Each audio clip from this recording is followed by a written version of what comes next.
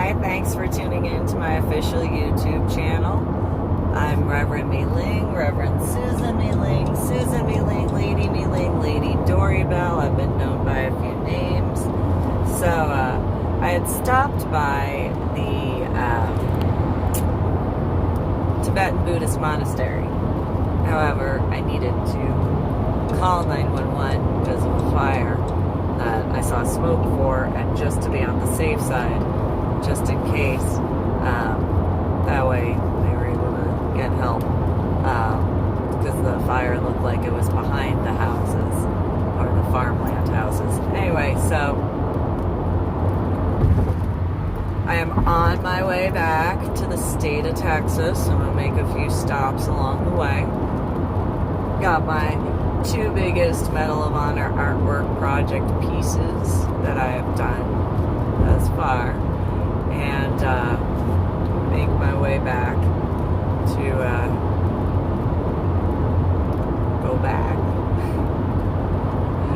That's what that boils down to.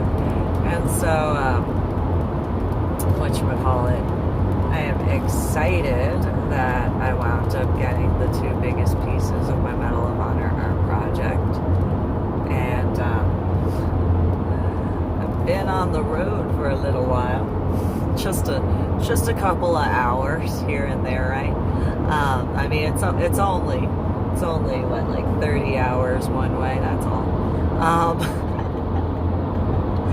So making my way through to get back, so that way I can take the Medal of Honor artwork pieces where they need to go.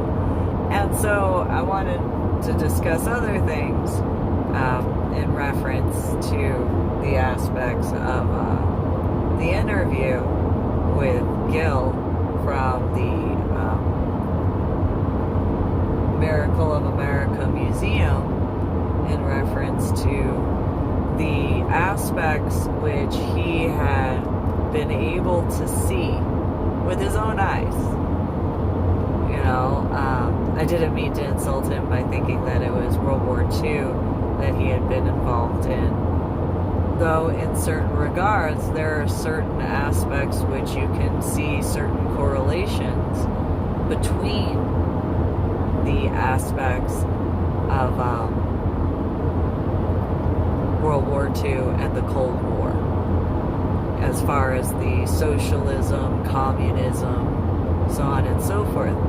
And, you know, I don't know when it became less important for certain people to pay attention or even ask questions of the generations before the current era. I don't know when that became uncool or not considered as important, but it is important. You know, you are able to learn from history directly from your grandparents, you know, or, you know, uncles, aunts, to actually find out what was going on.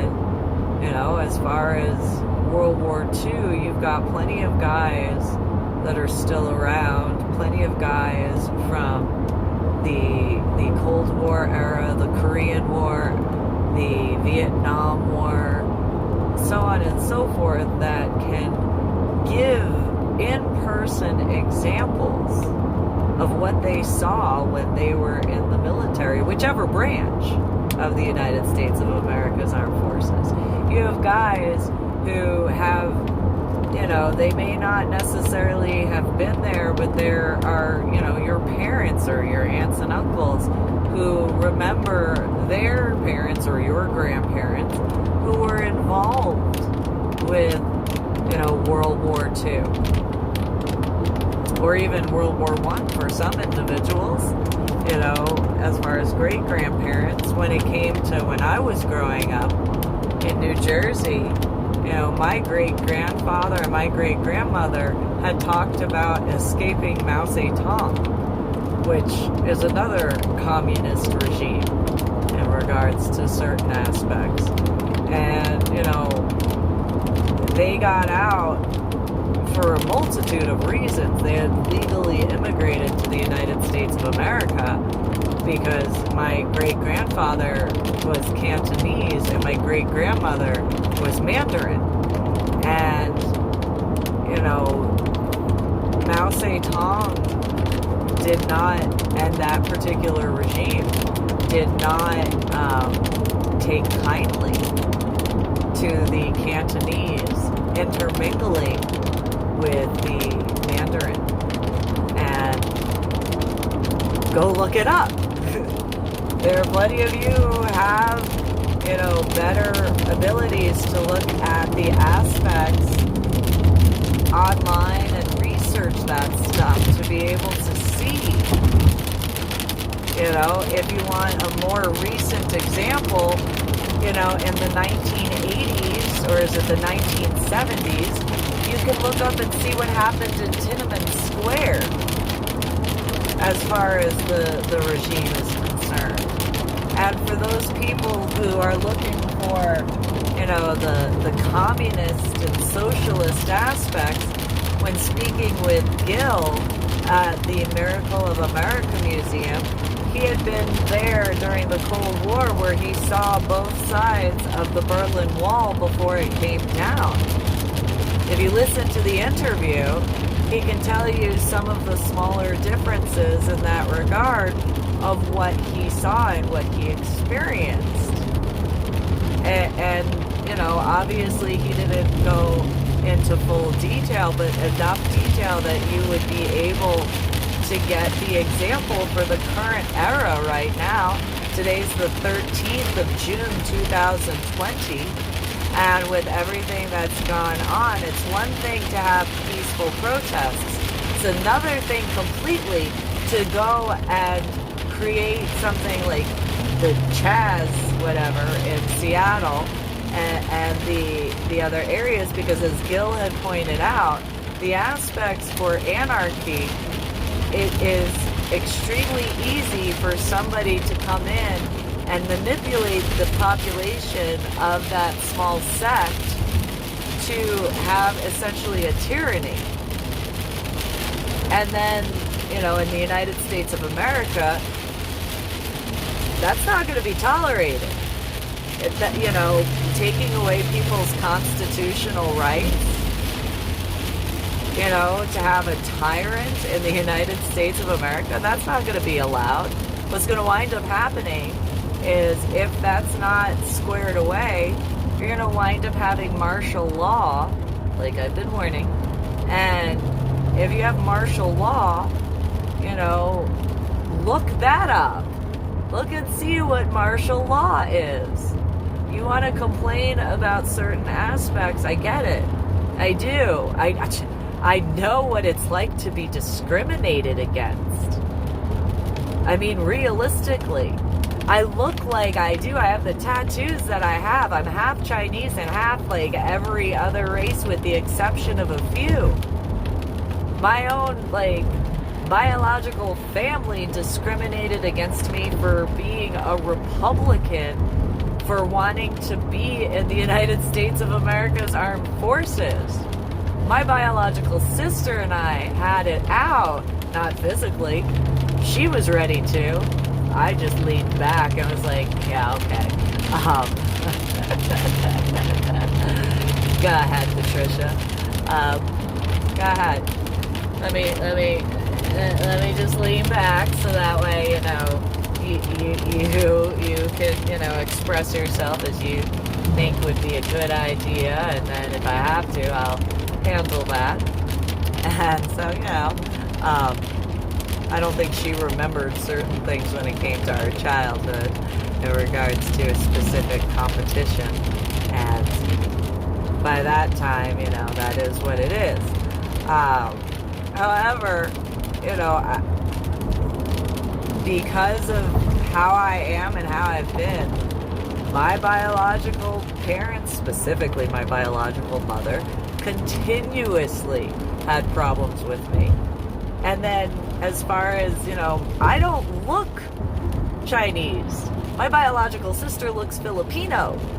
So, my biological father's side of the family took to Patricia much quicker before they took to me. Only my great grandparents really took to me.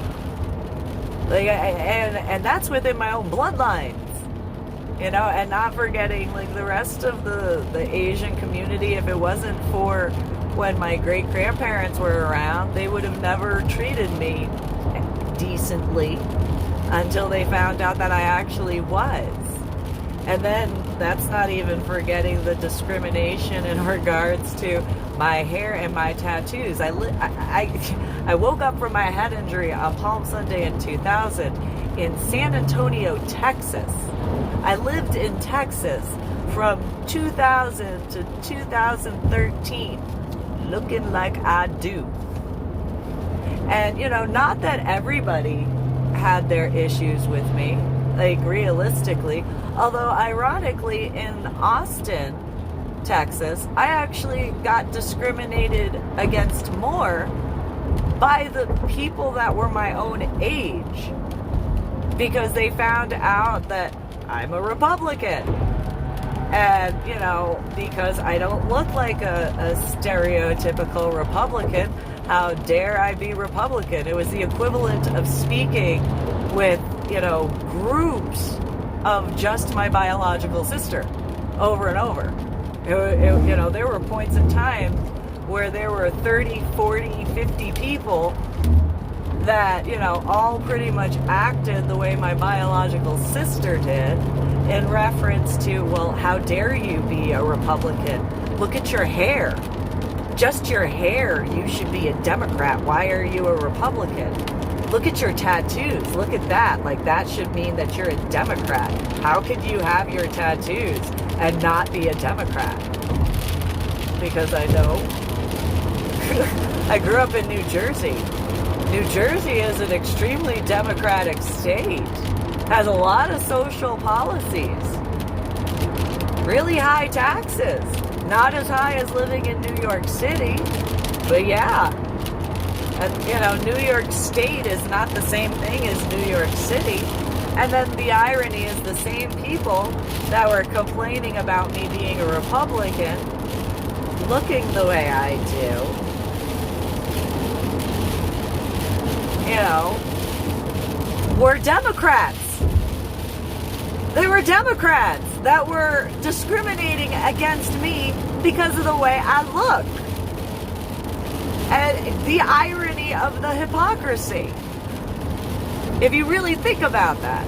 And so, you know, when it comes to, you know, I get like there are certain old school policies that are kind of like, what do you mean? Blah, blah, blah, blah, blah.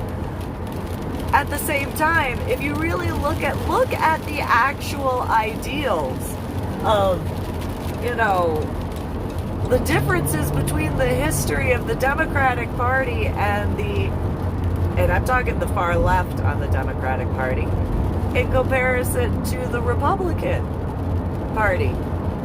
You know, if you look at the Civil War, look at the Civil War. President Lincoln was a Republican. The Republicans were the ones who were fighting against slavery. Just saying. It was in historical references. Look at it. You can find it on your own. I'm just saying. You know, and then, you know, it's the Republicans who want less government involvement. I'm just saying. And so with the stuff going on as far as Seattle and Minneapolis, when speaking with Gill, you know, from the Miracle of America Museum in Polson, Montana, you know, he has seen literally both sides. The Cold War was, what, not even that long ago in comparison. There are plenty of guys, you can ask, and there are plenty of guys who can explain that to you.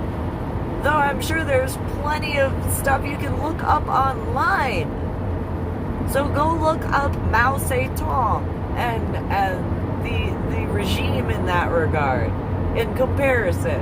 Go look up the aspects of what the Nazis did, because it wasn't just Hebrews that they went after. The Nazis went after Hebrews, yes, but they also went after the LGBTQP community. It was the equivalent in certain regards of the Salem witch trial. And then go and look at, as Gill had said in the interview, go look at Stalin. Go look at those socialist aspects. There's so many different ways you can look online or go to a library and read a book. Do your research.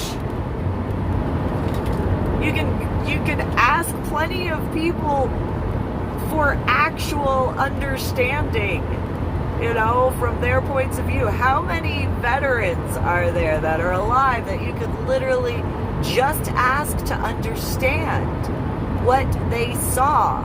So that way history does not go and repeat itself that much.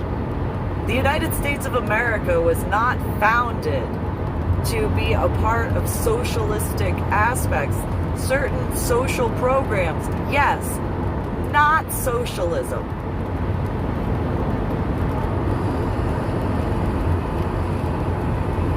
Go read the Constitution. Go read the Declaration of Independence. Go read, there are certain things in the history of the United States of America that have atrocities in there. But there is not one country in the entire world that has not had certain issues that they have had to learn from, to overcome, to do and be better. There is not a single country in the entire world that has not had issues that have had to be handled and squared away. Some areas are still having issues.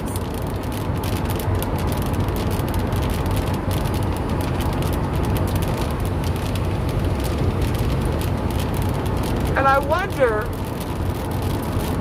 I realistically wonder, in regards to, for example, my biological mother, her sister, Chris, my biological aunt Chris, she was one of those people that went and attacked guys in the military for being a part of Vietnam.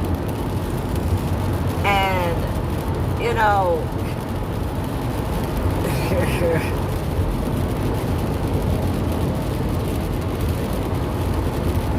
and so, if you actually look at that, though, as atrocious as that is and was, you wouldn't have been allowed to do that in other countries. Go look that up. You would have never had the ability to ever speak to any military guy the way the people did during the Vietnam War. You would have never had that ability. Think about that. Go look at the way China handles things. You wouldn't have had that ability. Again, Tinnamon Square. Look at that. You think that the people that spoke out against the Nazis were allowed to continue to speak against the Nazis? Or do you think they wound up in concentration camps? That was a rhetorical question. They actually wound up in concentration camps for speaking against Hitler. And yet you want socialist policies only. Really? What about Stalin? And not the only one in that regard, by the way. You wanna have the little areas like Chaz and in Seattle, and then whatever is going on in Minneapolis and other areas in the United States of America. You are inviting martial law to come into place until you check yourselves. That's what you're doing. There are plenty of people who could tell you you don't want martial law because it's not as simple as you have a curfew. You have military vehicles that are going to patrol the streets until you can prove yourself to be civilized human beings. Look at Hurricane Katrina and what happened there. Because people didn't want to pay attention to the weather reports and the warnings to get to safety. And instead of going to get to safety, they chose to riot instead. Not peacefully protest the weather. Nonetheless, come on now. How many of you have college degrees? I don't care what your college degree is. You know how to read, right?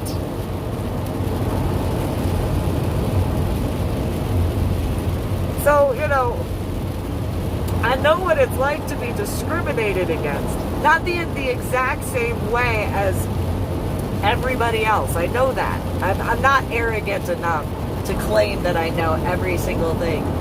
However, I will acknowledge I have been discriminated against. My children have been discriminated against because of the way I look. Go look at the demographics of Carrollton, Texas. And my son and my daughter were in McCoy Elementary School of Carrollton Farmers Branch Independent School District. My children were discriminated against because of the way I look, because of my military background, as well as the fact that their biological father died during the Iraq War. They didn't pay attention to other aspects, they only paid attention to that.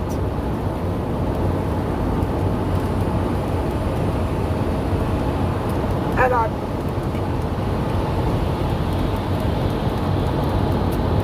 top of that, I mean, realistically, it's not like I can hide my hair color.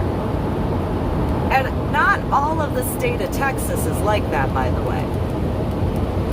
Don't make that mistake. Not all of the state of Texas had issues with my hair color or my haircut. Not all of the state of Texas had issues with my tattoos. There were plenty of people who understood them. However, there were also plenty of people who had issues with them and then discriminated against me because of them. And so, I'm just saying, before you continue on with the aspects of the rioting, seriously look into the socialism aspect. Go see what it actually is before you go and fight for that. There are countries that have socialistic policies to this day, and those are the most amount of people who try to get into the United States of America because they want to get away from that.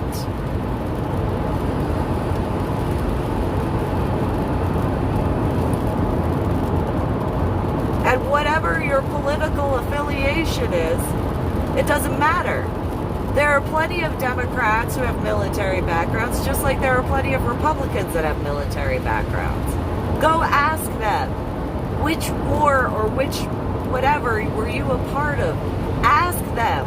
Don't be rude, but literally ask them so that way you can understand what you are literally asking for, what they have seen with their own eyes, what they have heard with their own ears.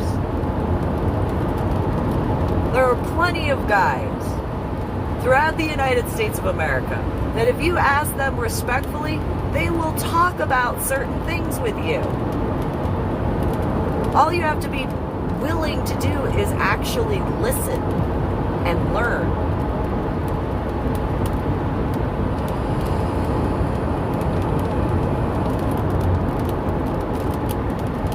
Just saying. While book smarts is important, there's no denying that. Experience is equally as important. If you deny that experience is equally important, there are plenty of guys who can show you otherwise. And there are plenty of guys in the military who do have degrees, by the way. I had to actually explain that to people that were my age in the state of Texas, because they looked down upon military guys thinking that they didn't have any degrees, thinking that they didn't have any training. There are plenty of military guys who have not just degrees, but specialty training on top of those degrees, plus experience.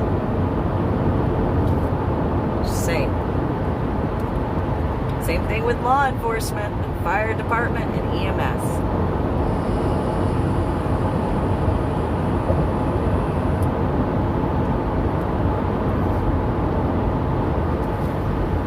Just throwing that out there.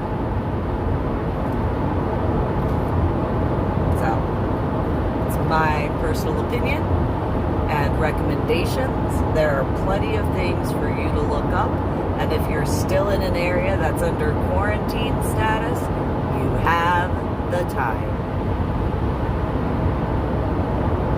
Thank you for tuning in to my official YouTube channel. Make sure to comment and like and share and subscribe to my official YouTube channel. Have a good one.